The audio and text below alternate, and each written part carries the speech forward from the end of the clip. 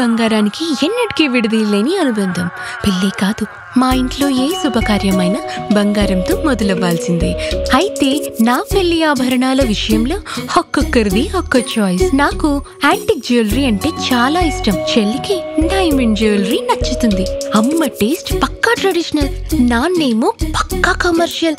Best price, quality and service కావాలంటాడు.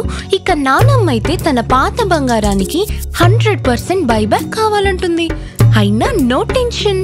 మా అందరి అభిరుచులకి ఏకైక ఎంపిక మానేపల్లి జ్యువెలర్స్. తరతరాలుగా తరగని స్వర్ణ బంధాలు మన మానేపల్లి జ్యువెలర్స్. హైయెస్ట్ రెమ్యునరేషన్ కర్తవ్యం టైంకి 1 CR తీసుకున్నారు ఆ రోజుల్లో అని చెప్పి విన్నా. నిజమేనా? 100% ట్రూ. ఎలా ఉంది మ్యామ్? అంటే ఆ గోల్డెన్ పీరియడ్ ని ఒక్కసారి తలుచుకుంటే first remuneration 5,000 to 1 crore. Wow, my God. 5,000 3,000 ఇచ్చారు, 2,000 ఇవ్వలేదు. So 5,000 to 1 crore. విజయశాంతి అనగానే చాలా మందికి గుర్తొచ్చేది రాములమ్మ పేరేంటో కర్తవ్యం సినిమా కూడా అంతే. ఆ సినిమా మీ లైఫ్ టైం లో ఒక బిగ్గెస్ట్ అచీవ్మెంట్ గానే చూస్తారు చాలా మంది. మీకు ఎలా ఉంటుంది మ్యామ్ మీ సినిమా ఫీల్ తీసుకుంటే ఆ టైంకి? మనం తీసుకుంటే ప్రతిఘటన తీసుకోవచ్చు. గొప్ప సినిమాలు నాకు నేటి భారతం, ప్రతిఘటన, కర్తవ్యం, ఒసే రాములమ్మ అన్నీ అసలు నేను అనుకోలేదు నా జీవితంలో వచ్చినాయి. అంటే దేవుడు టాప్ స్టార్ని చేయాలని రాసుంది మనకి. జరిగిపోయింది, అన్నీ జరిగిపోయినాయి. నాకేనా వచ్చినాయి, నేనైనా చేశాను ఒక్కోసారి అనిపిస్తుంది. నేను ఒకసారి ఫైట్స్ చేస్తాను నాకు కల్లో కూడా అనుకోలేదు. ఏదో హీరోలు చేసినట్టు అంత రిస్క్ తీసుకుని వితౌట్ డూప్ లేకుండాను అవన్నీ చేస్తాను కూడా నేను అనుకోలేదు నా జీవితంలో. ఏం విచిత్రంగా దేవుడు బాగానే ఆడుకున్నాడు నాతో. దేవుడు లీలలు అంటారు కదా, ఆ టైంలోనే డూప్ లేకుండా. మాకు అప్పుడేమో గ్రాఫిక్స్ ఏం లేవు కదా. 30 అడుగుల నుంచి దూకాలంటే దూకాల్సిందే. మీకు గట్స్ ఉంటాయి, మీరు చేస్తానంటే చేయమంటారు. లేదు బాబోయ్ నేను వల్ల కాదు అంటే దూపేసేస్తారు. బట్ నేను అలా కాదు, నేనే చేస్తాను అనేదాన్ని. ఫైట్ మాస్టర్తో చెప్పేదాన్ని. మళ్ళీ దాంతో 2 గన్లు ఇచ్చేవాళ్ళు. ఆ గన్లతో కాల్చుకుంటూ జంప్ చేయాలి. మళ్ళీ దాంట్లో బల్టీ కొట్టుకుంటూ కాల్చుకుంటూ రావాలి కిందకి. సరే కింద ఏమంటాయి ఏదో అట్టపెట్టెలన్నా పెడతారు. ఒకసారి అది మిస్ అయ్యి కూడా దెబ్బలు తగిలిన రోజులు ఉన్నాయి మాకు. బట్ మాకు గ్రాఫిక్స్ ఏం లేదు. ఇప్పుడు అదృష్టవంతులు. అప్పుడన్నీ మేము కాళ్ళు చేతులు నడువులు అన్ని టాప్ టు బాటం అన్ని కొట్టుకున్నాం. ఓకే. ఏ సినిమాకి ఎక్కువగా ఈ ఫైటింగ్స్ విషయంలో? అన్ని సినిమాల్లోనూ. ఎప్పుడైతే కర్తవ్యం తర్వాత నుంచి ఒక యాక్షన్ హీరోయిన్ గా విజయశాంతి ఫైట్స్ ఎన్ని ఉన్నాయని అడిగేవారు. అప్పుడే పాన్ ఇండియా మేము చేస్తాను నేను. ఇప్పుడు మీరు అనుకుంటున్నారు పాన్ ఇండియా, అసలు మొదలు పెట్టిందే నేను pan India first. Super. Okay. ఎన్ని languages? Tamil, Kannada, Malayalam, all south and Hindi. వాళ్ళు ఫస్ట్ ఏం అడుగుతారంటే ఎన్ని ఫైట్లు ఉన్నాయి మేడంకి? ఒకటి, లేదండి ఇంకొక 2 తీయండి అంటారు. ప్రజలు ఎక్స్పెక్ట్ చేస్తున్నారు మేడం ఫైట్స్ బాగుంటాయి, ఫైట్లు కావాలి. ఎన్ని సాంగ్లు ఉన్నాయి కదా ఫైట్స్. సో ఇలా ఉండేదమ్మా, విచిత్రంగా ఉండేది. సో దాంతో ప్రొడ్యూసర్లు ఏం చేసేవాళ్ళు, డైరెక్టర్లు ఇంకో 2 ఫైట్లు ఎక్స్ట్రా పెట్టి ఏదో ఒక ఎక్కడో ఒక సీన్లో దాన్ని తీసి ఇరికిచ్చి పెట్టేవారు. అది అతికినా అతకపోయినా కూడా. సో ప్రజల కోసం. అండ్ హిందీలో ఉండేది. 5,000 రెమ్యునరేషన్ తీసుకున్న రోజు ఉన్న మీ మొహంలో ఎక్స్ప్రెషన్స్, 1,00,00,000 రూపాయలు తీసుకున్న రోజు మీ ఫీలింగ్స్ ఎట్లా డిఫరెన్షియేషన్ చేస్తారు? అంటే ఇంత గ్రాఫ్ అన్నది ఎంత పైకి వచ్చింది. 1,00,00,000 రూపాయలు అన్నది ఆ రోజుల్లో I think I'm talking about 90s అనుకో, 1991లో మాట్లాడుతున్నాను. జోక్ కాదు అది. అప్పటికి 20-25 అన్నదే తీసుకుంటున్న టైంలో అయితే స్టార్లో ఒక్కసారి కోటికి వెళ్ళేటప్పటికి ఐ థింక్ ఏదో అన్నీ అద్భుతాలు జరుగుతున్నాయి నా జీవితంలో. దేవుడు ఎక్కడెక్కడి నుంచి తీసుకెళ్ళాడు నా గ్రాఫ్ని, నా జీవితాన్ని అని నిజంగా ఆనందపడ్డాను. బట్ నా పేరెంట్స్ లేరు, అదొక్కటే. మా ఫాదరు, ఆయనకి ఎక్కువ ఇంట్రెస్ట్ సినిమాల్లో రావాలని తీసుకొచ్చింది ఆయన పాపం. సో వాళ్ళ కోరిక నేను నెరవేర్చాను, కానీ అది చూసేదానికి వాళ్ళు లేరు. ఉండుంటే ఆనందించేవారు. ఎంత ఏజ్లో దూరం నాకు 15లో ఫాదరు, జస్ట్ 1 year గ్యాప్లో మదరు. ఇద్దరు ఎంగేజ్లోనే ఇప్పుడే పైకి వస్తున్నాను, చనిపోయారు. మీకు సిబ్లింగ్స్? నా లైఫ్లో అన్నీ నేనే చేసుకుంటూ, జీవితంలో నాకు నేనే పాఠాలు నేర్చుకుంటూ, నేనే మదరు, ఫాదరు, గురువు అన్నీ నేనే అన్నిటికీ. నాకు ఎవరు లేరు, చెప్పేవాళ్ళు లేరు. అంటే ప్రకృతి ఒకసారి మనుషుల్ని మోల్డ్ చేస్తుంది. దేవుడు మనకు కనపడడు, బట్ మనతో పక్కనే ఉంటాడు, మళ్ళీ నడిపిస్తాడమ్మా. అది ప్రత్యక్షంగా నా లైఫ్లో జరిగింది. సో నేను నమ్మిన దేవుడు నన్ను ఎప్పుడు మోసం చేయలేదు. ఒక్కదాన్నే ఉన్నాను, లైఫ్లో నడిపించాడు, మంచి భర్తనిచ్చాడు, అండ్ సినిమాల్లో టాప్కి తీసుకొచ్చాడు, రాజకీయంలోకి తీసుకొచ్చాడు. 25 ఏళ్ళు కూడా నన్ను నడిపించాడు. సక్సెస్ మహిళగా నన్ను చూపించాడు ప్రజలకి. సో నెక్స్ట్ ఏం చేస్తాడో అది కూడా దేవుడే, మన చేతుల్లో ఏం లేదు, నిమిత్త మాత్రమమ్మా. నెక్స్ట్ మినిట్ ఏం జరుగుతుందో కూడా తెలియదు. సో మన పని మనం చేసుకుంటూ వెళ్తుంటే లైఫ్లో ఒకటి నేను చెప్తాను, ఎంత సంపాదించినా ఏది తీసుకెళ్ళరు, ఒక మంచితనమే మీరు తీసుకెళ్తారు. మీకు కూడా మీరు బతికిన బతుక్కి, మీరు పుట్టిన దానికి ఒక అర్థం అన్నది ఉండాలి.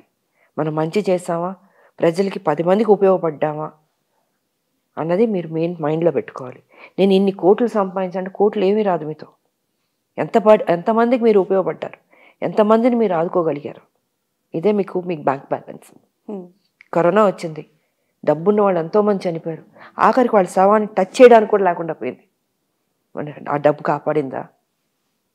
కాదు, కాపాడలే. అందుకే ఏది మీరు బతికినంత వరకు మంచి చేయండి, 10 మందికి ఉపయోగపడండి, మీకు తోచింది చేయండి, మీకు తోచిన హెల్ప్ చేయండి. అదే మీకు శ్రీరామ రక్ష నేను చెప్పదలుచుకుంది. రైట్.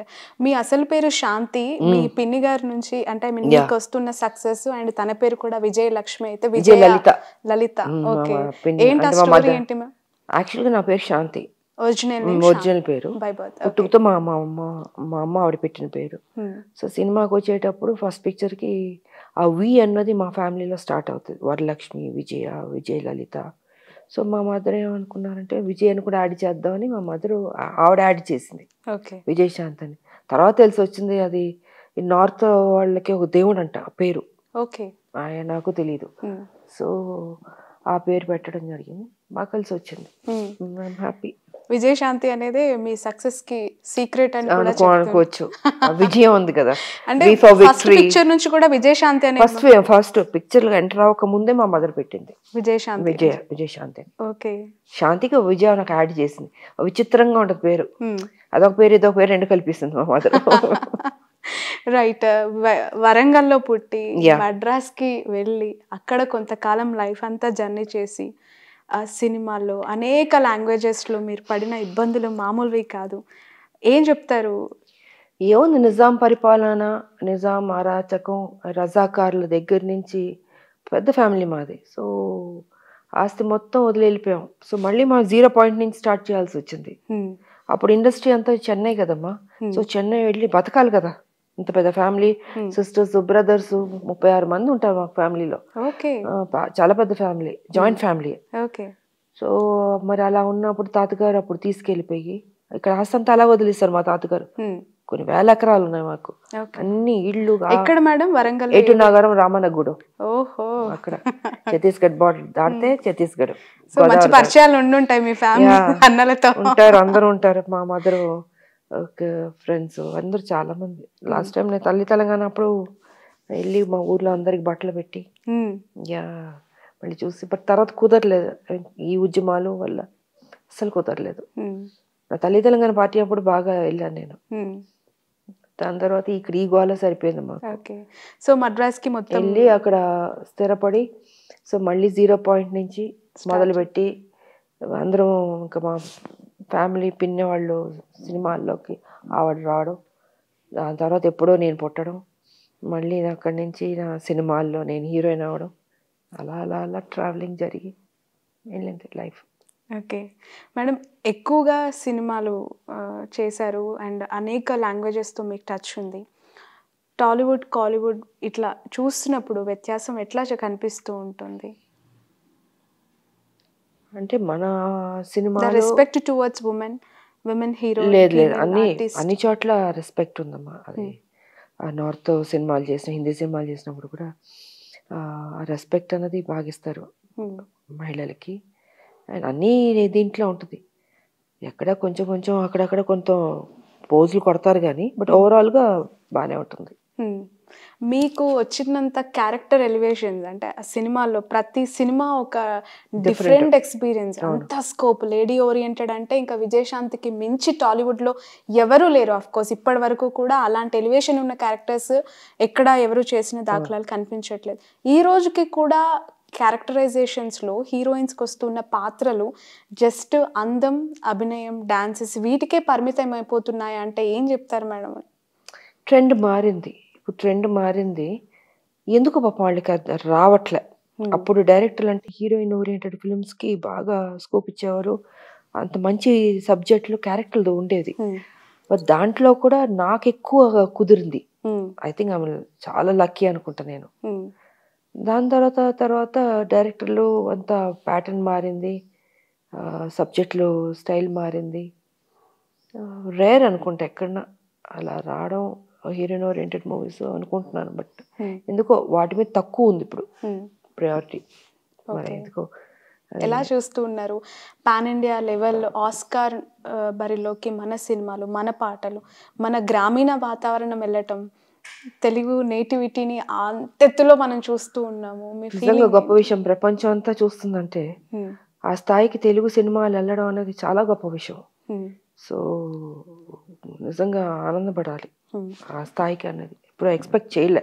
ఆ స్థాయికి వెళ్ళిందంటే మన వాళ్ళు గట్టివాళ్లే, బాగానే అదృష్టవంతులు. Right madam. 43 years film journey, 25 years of political కెరియర్లో మీ రోల్ మోడల్, మీ ఫేవరెట్ పర్సన్స్ ఎవరు అంటే విజయశాంతి గారికి ఆన్సర్ ఏంటి? అటు సినిమా, ఇటు పాలిటిక్స్.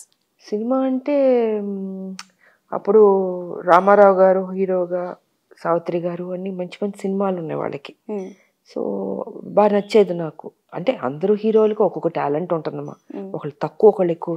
నాగేశ్వరరావు గారికి ఉండొచ్చు ఒక టాలెంట్, రామారావు గారికి, ఎస్వి రంగారావు గారికి. అప్పుడు సినిమాలన్నీ నాకు బాగా ఇష్టం. నాకు సావిత్రి గారు అంటే ఇష్టం, నాకు రామారావు గారు అంటే ఇష్టం, ఎస్వి రంగారావు గారు ఇష్టం. అండ్ ఆల్మోస్ట్ అందరు హీరోయిన్ నాకు ఒక్కొక్కరు ఒక్కొక్క స్టైల్ కదా, బాగుంటుంది. ఓకే.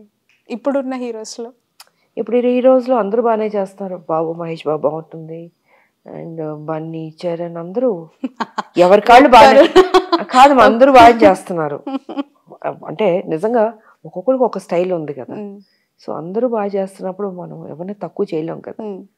అందరివి నాకు నచ్చుతాయి. మూవీస్ చూస్తూ ఉంటారమ్మా? ఎప్పుడు నా రేరు ఎక్కడ అసలు ఏదో చూద్దాం అనుకున్నప్పటికీ సడన్ ప్రోగ్రామ్ వాళ్ళు రావడం ఉంటుంది.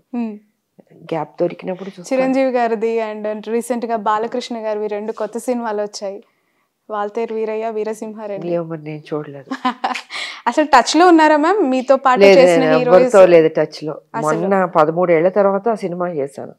అంటే దానికి ముందు టచ్ లో లేరు, ఇప్పుడు టచ్ లో లేరు. చాలా కాలం తర్వాత స్టేజ్ పైన చిరంజీవి గారితో కలిసి ఒక ఎమోషనల్ అటాచ్మెంట్ కనిపించింది. కలిసి స్టేజ్ పైన మీరు మాట్లాడినది ఎందుకు అంటే ఇక్కడే ఉంటారు బట్ కలుసుకోవడాలు, సోషల్ మీటింగ్స్ నాదంతా రాజకీయం సరిపోయింది కదా, మన ఉద్యమం ఉంది కాబట్టి. ఇప్పుడు మా సినిమా ఇండస్ట్రీ వాళ్ళతో, మా హీరోలు, మా పాత హీరోయిన్స్ ఎక్కడ కుదరట్లేదు మాకు. నేను సినిమాలు చేస్తుంటే అది డిఫరెంట్. ఉద్యమం అన్న తర్వాత వచ్చిన తర్వాత సీరియస్నెస్ ఉంటుంది కాబట్టి కలుసుకోవడానికి లేదు, మాట్లాడడానికి లేదు. టచ్ అయిపోయింది నాకు. మొన్న సినిమాతో నేను అదే 20 years చూసాను నేను. సరే అనుకోకుండా రాజకీయాల్లో కొన్ని ఉంటాయి, ఘర్షణలు ఉంటాయి. సో ఘర్షణలు ఉన్నప్పుడు అది డిఫరెంట్గా వెళ్తుంది. ఆ రోజు నేను చెప్పడం జరిగింది అది. రైట్. పొలిటికల్ గా favourite person? Last question. Political గా అంటే నాకు జయలలిత గారు ఇష్టం. ఓ మై గాడ్, టఫ్, చాలా టఫ్. ఆవిడ సినిమా నుంచి వచ్చింది, నాకు ఇష్టం ఆవిడ. ఓకే మ్యామ్, ఫైనల్లీ మా కోసం అండ్ మీ అందరి అభిమానుల కోసం, ఎస్పెషల్లీ ఫీమేల్స్ కోసం నేను అడుగుతున్న question, lady fire brand super star నుంచి ఒక అల్టిమేట్ రిసౌండబుల్ డైలాగ్ ఒకటి మీరు చెప్పేసి క్లోజ్ చేస్తే will be very happy. Resound వచ్చే డైలాగ్?